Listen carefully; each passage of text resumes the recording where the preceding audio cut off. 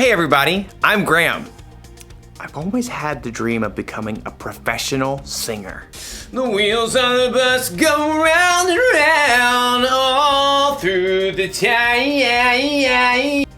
I'm kind of afraid to perform in front of other people, but lately I've been starting to gain confidence. Confidence is learning to see yourself the way God sees you. I think it might help if I didn't have to perform all alone. Like maybe if I was in a band with a guitar player and someone on the drums and maybe a keyboardist. I think a band is the way to go for me. I wonder how we would all sound together. 2, 3, 4! The wipers on the bus go swish, swish, swish all through the... Well, despite how that sounded, I actually did feel more confident. So I guess what they say is true. There is strength in numbers. Or there's confidence in numbers. With the band, you never feel like you're alone. In today's story, we'll hear about 3 guys who were in a really hot situation, but they didn't have to face it alone. I wonder if my band needs a brass section. No, probably not. See you soon.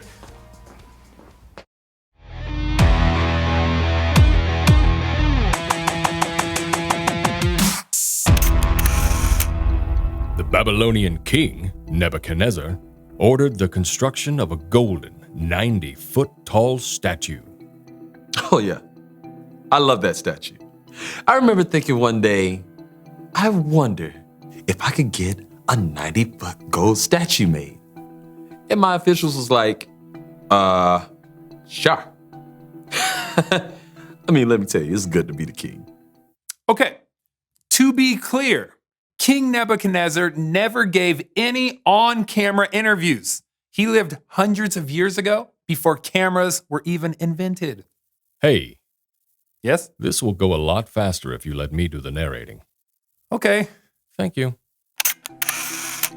Nebuchadnezzar decreed that whenever the music was played, everyone must fall down and worship his statue. Anyone who disobeyed this command would be thrown into a blazing furnace. Okay, look, it seemed like a good idea at the time. I mean, what's a little worship between the king and his subjects? But how could I have known what was gonna happen next? No one could have known what would happen next. When the music played, all the people worshipped the statue, all except for 3 men, Shadrach, Meshach, and Abednego. It's true. We didn't bow down to worship the statue. Look, we serve the king, but we don't worship him or his gods. We worship the one true God. King Nebuchadnezzar was displeased. Okay, listen. No king likes to be told no.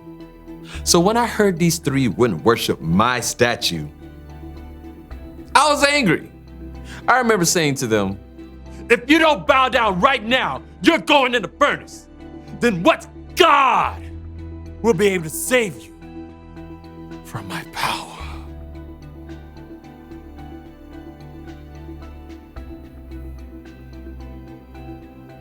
Yeah, I was in a good place. Look, we weren't gonna worship the statue, no matter what. So we said to the king, we might be thrown into the blazing furnace, but the God that we serve is able to bring us out of it alive. But we want you to know this, Your Majesty. Even if we knew that our God wouldn't save us, we still wouldn't serve your gods. We wouldn't worship the gold statue that you set up.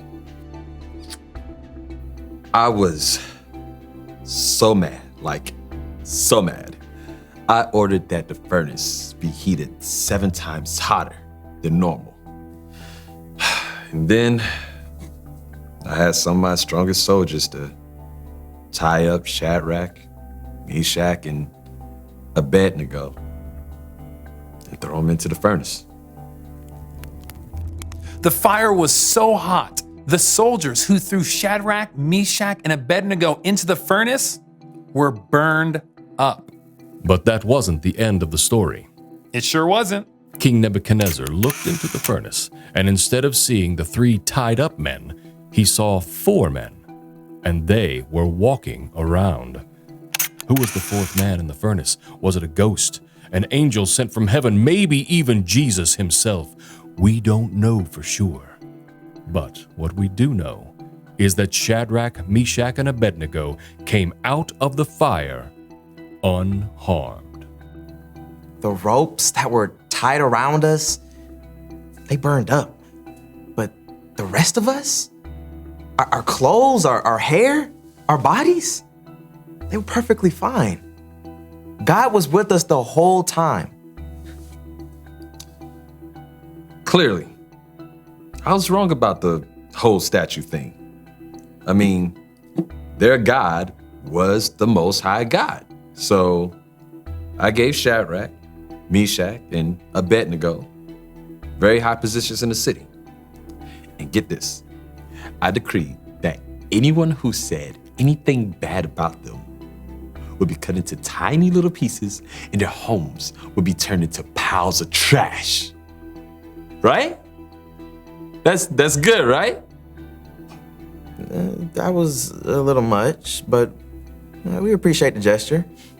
Shadrach, Meshach, and Abednego's faith was tested, but in the end, they had confidence that God would be with them, no matter what. This has been Behind the Bible. Shadrach, Meshach, and Abednego had a ton of confidence, didn't they? They stood for what was right even when they knew what was at stake. And they stood together.